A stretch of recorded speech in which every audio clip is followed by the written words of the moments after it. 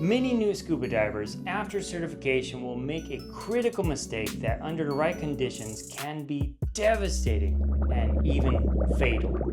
Scuba diving isn't just a walk in the park and has a lot of hurdles on the way to competence, which opens all the doors for the joys of scuba diving to be had. This video will go into the 4 biggest challenges new divers face and make sure you are well prepared to crush them.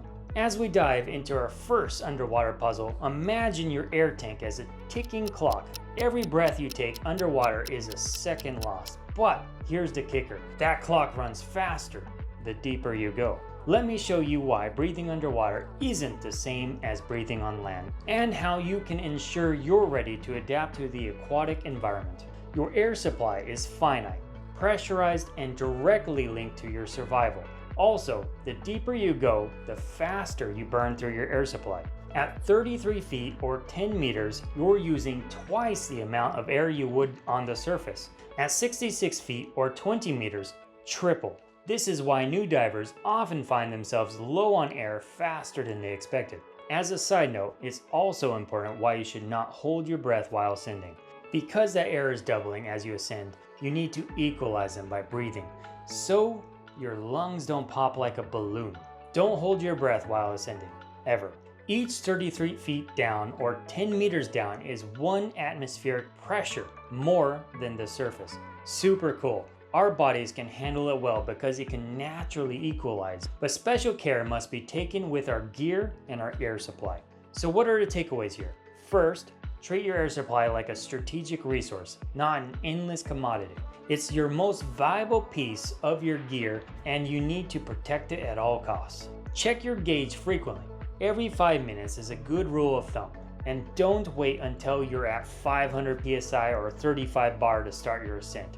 A good diver plans their ascent with at least 750 psi or 50 bar remaining. Nevertheless, it might need to be modified if you dive even deeper. Communication with your buddy is crucial. Make it a habit to signal your air pressure to each other regularly. Remember, you're a team and teams look out for each other. If one of you is running low, it affects all of you. Now let's talk about breathing techniques. Efficient breathing can significantly improve your air consumption. Focus on deep, diaphragmatic breaths. Breathe slowly and steadily, as if you're trying to make each breath last. It's not just about conserving air, it's about maximizing the oxygen you extract from each breath. As you breathe slowly, you should feel the slow rise and fall of your buoyancy so that it keeps you steady.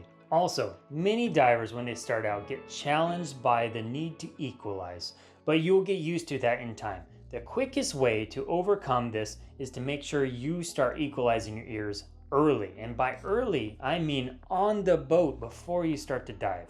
Then, continuously as you descend. Just hold that nose and keep equalizing on your way down. The problem is, if you're tense or stressed, it will be harder to equalize. Further, if you are having a hard time equalizing, descending more only makes it harder. Ascend back up, equalize, then descend, and equalize very often downward. The more relaxed you are, the easier it is. This proactive approach sets the tone for your entire dive, reminding you to stay ahead of the game when it comes to managing your body's needs underwater. Remember, a good diver is a relaxed diver. Anxiety or excitement can lead to rapid, shallow breathing, which burns through your air supply faster than you can say decompression sickness. It also makes your buoyancy much harder to control, which is the foundation of all your skills. Stay calm, stay focused, and your air will last longer.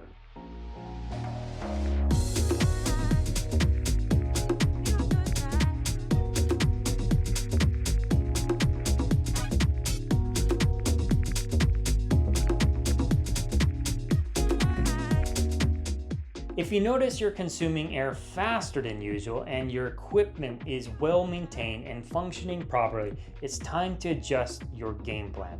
Stay shallow, stick close to your buddy, and consider ending the dive early.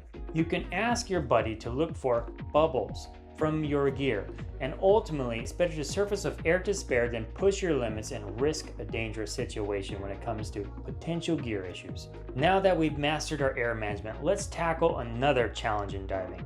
a challenge that will be the base foundation of almost all your skills in scuba diving, so it's one worth understanding and practicing. Buoyancy can feel like it's like riding a bicycle underwater. At first, it seems impossible, but then you find that sweet spot between sinking and floating. But once you get it, it becomes second nature. The problem is, many new divers treat their weight belt like a security blanket, piling on lead as if it's going out of style. Here's the thing, proper weighting isn't about how much lead you can carry.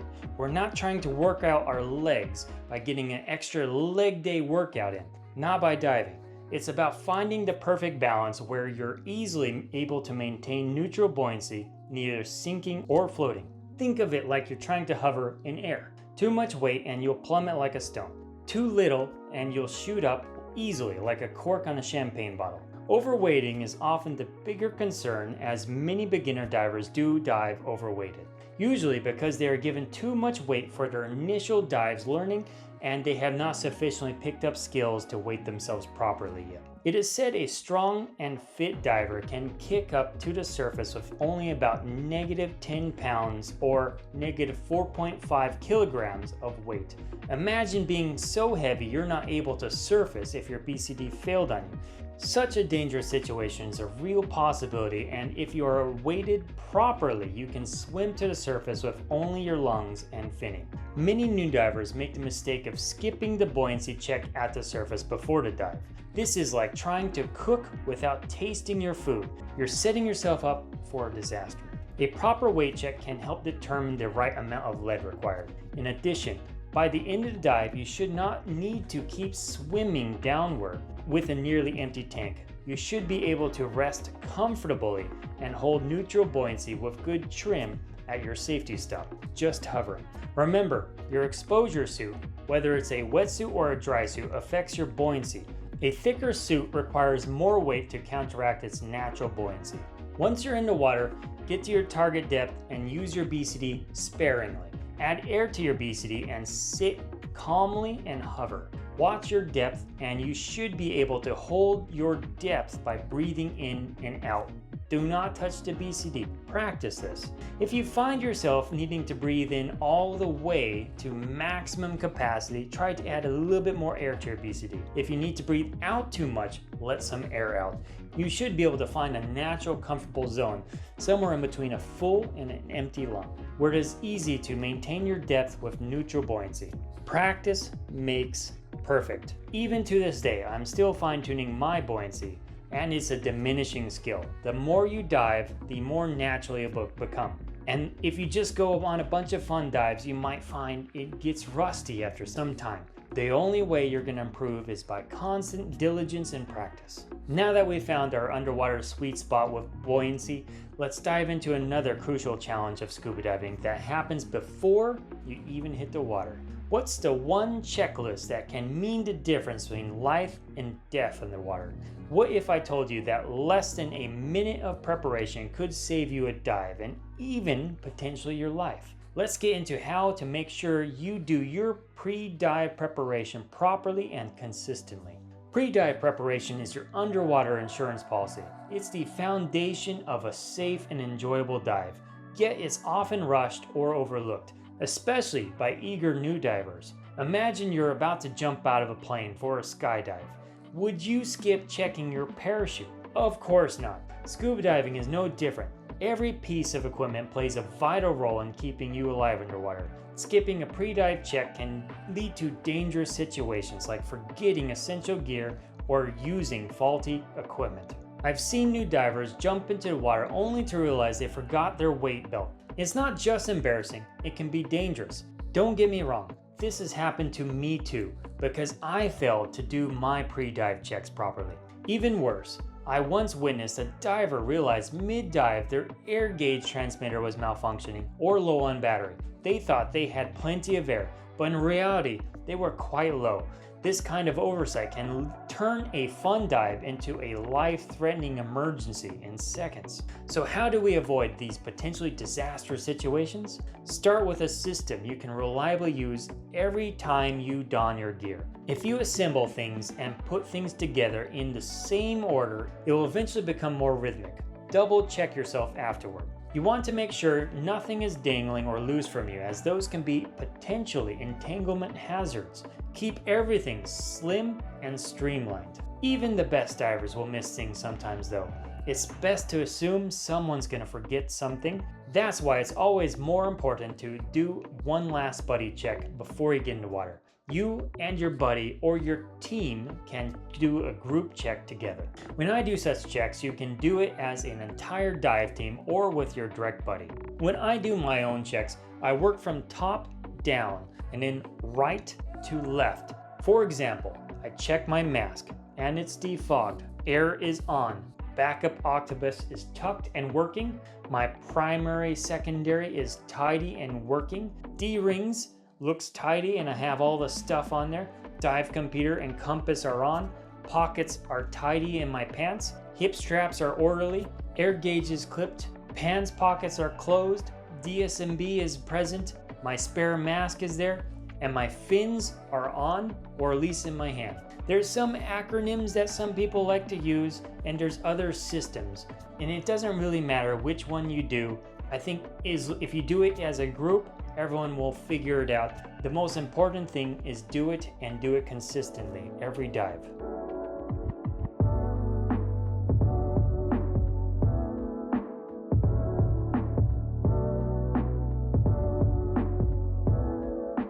It's not just about checklists though. Proper gear maintenance is also vital. If you own your own equipment, regular servicing is crucial. If you're renting, don't be shy about inspecting the gear and asking questions about the condition. Remember, diving is a team sport. It's not just about your safety, but theirs too. Planning your dive is equally important with your team or dive buddy. Don't rely heavily on your guides or more experienced divers. Understand your own limits and dive plan. Know the maximum depth, the dive time, and any potential hazards, and understand how much air you need to be coming up with.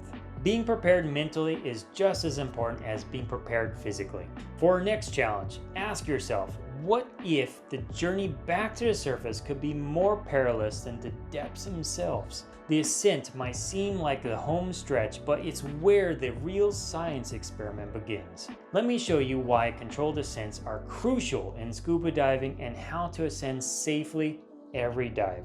Imagine your body as a soda bottle. When you're at depth, your tissues absorb nitrogen like soda absorbs carbonation under pressure.